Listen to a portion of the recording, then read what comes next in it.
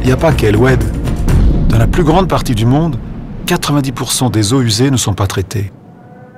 Il ne faut pas s'étonner si 6 millions de personnes meurent chaque année de ces maladies liées à la mauvaise qualité de l'eau. Nous sommes à Wadi Foukin, en Cisjordanie. Ce village me fascine. Il a été créé il y a 300 ans par 2 familles qui se sont entendues pour se partager l'eau et les terres.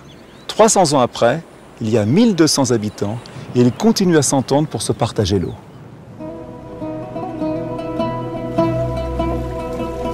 Ce système a très bien fonctionné pendant 3 siècles.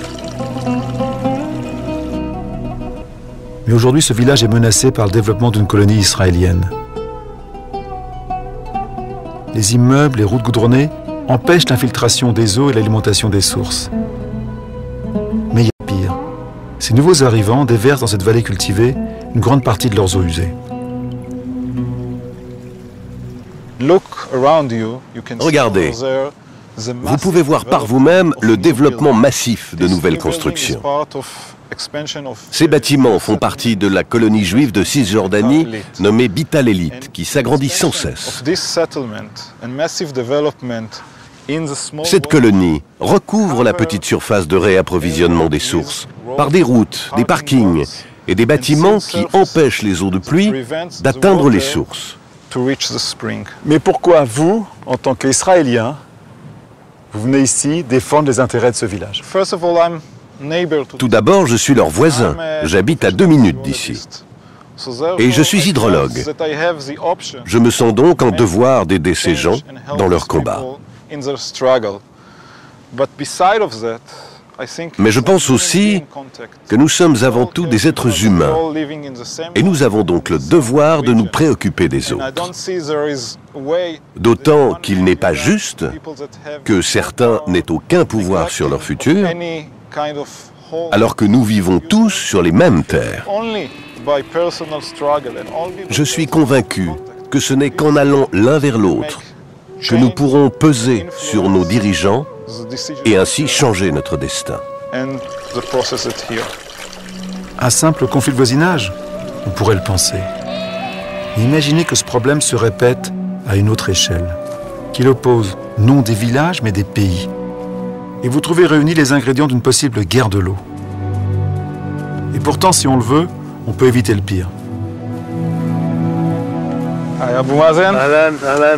Bonjour monsieur. Je vous présente Abou Mazen, mon ami, chef de cette communauté et respectable fermier du village de Wadi Foukin. Est-ce qu'il y a toujours autant d'eau ici ou est-ce que l'eau a commencé déjà à descendre? Est-ce qu'il y a moins d'eau qu'avant ou est-ce qu'il y en a toujours autant? Bien sûr qu'il manque de l'eau, à cause d'un problème clair. Les colons qui nous entourent ont fait exploser les montagnes pour y bâtir leurs habitations. Et c'est pour cela que nous avons 2 de nos 3 sources qui se sont taries. La source d'El Farash et celle d'El Karita. C'est terrible. Elles sont définitivement taries. Est-ce que la solution, ce ne serait pas de vendre vos produits aux colons?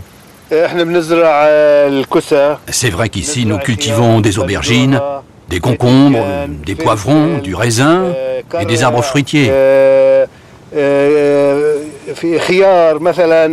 Mais pour ce qui est de faire du commerce avec les colons, nous ne leur avons jamais rien vendu.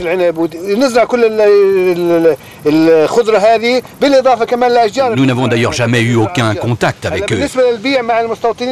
C'est bien simple, nous ne les voyons jamais.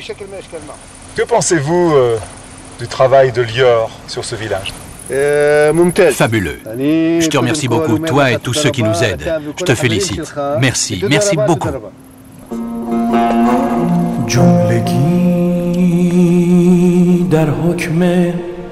On vient de le voir. Les conflits de cette région provoquent des difficultés énormes dans la gestion et la qualité de l'eau douce. Les premières victimes sont malheureusement les enfants, comme toujours.